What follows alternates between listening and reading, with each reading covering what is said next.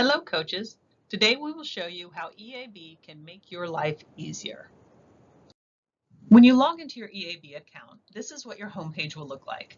There's a lot of great information here that you can see at a glance. There's a list of your students and basic information about them, like their GPA, year in school, total number of credits earned, and whether or not they are enrolled for the fall. If your homepage doesn't have all of this information, I will show you in a minute how to add these categories. On the right is a link to generate travel letters that will be sent to faculty for your students' classes. To add more information about students to your home screen, click on Actions on the left-hand side above the students' names. This will give you a drop-down menu, and you will want to click on the Show or Hide columns. This will bring up a drop-down menu, and from here you can choose the parameters that you would like to always see on your homepage. From your homepage, you can also click on a specific student's name and information about that student will come up. You will be able to see how many credits the student has completed and what their GPA is.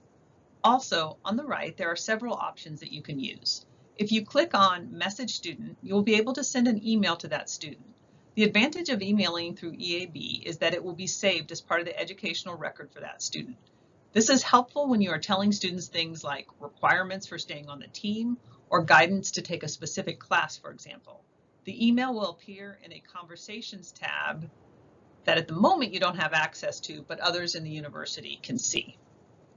On the lower right, you can see the advisors that your student has. They should have both an academic advisor from their major and a CACS advisor. If you click on the mail icon, you can email their advisors directly. Under the student's name is a bar of tools that can give you additional information about that student. If you click on Courses, you will be able to see the classes that the student is currently enrolled in and the names of the instructors.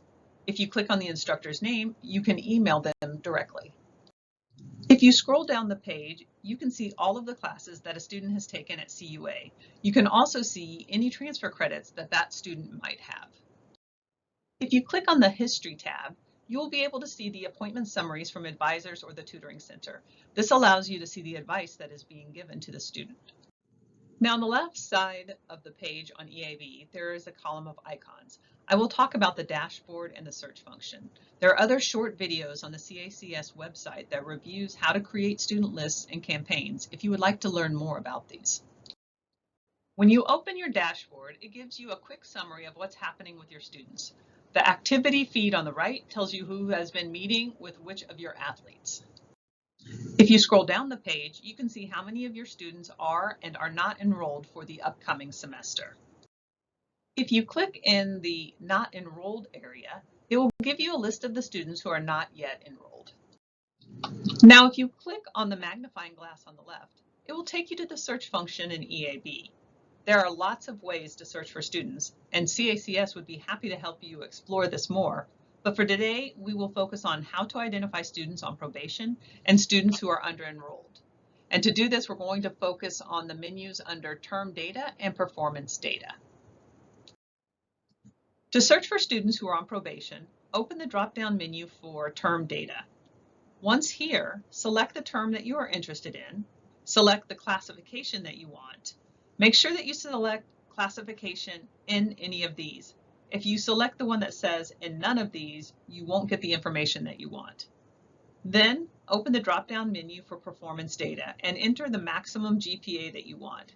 If you put in 2.0, for example, it will pull up a list of students who have GPAs below this. These students would be on probation. Then scroll to the bottom of the page, click on My Students Only, and hit Search. To find students who are under-enrolled, you will again click on the drop-down menu for term data. Select the correct term, enter the maximum number of credits.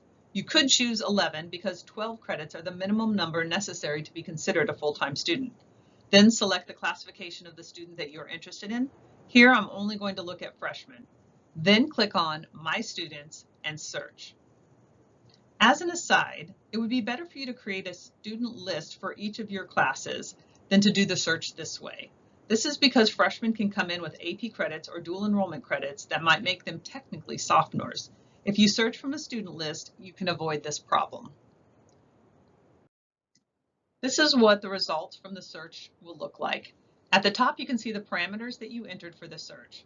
If you use this search a lot, you can save it so that you don't have to re-enter the information every time. Thank you for watching this video. EAB has a lot of functionalities that we did not cover here.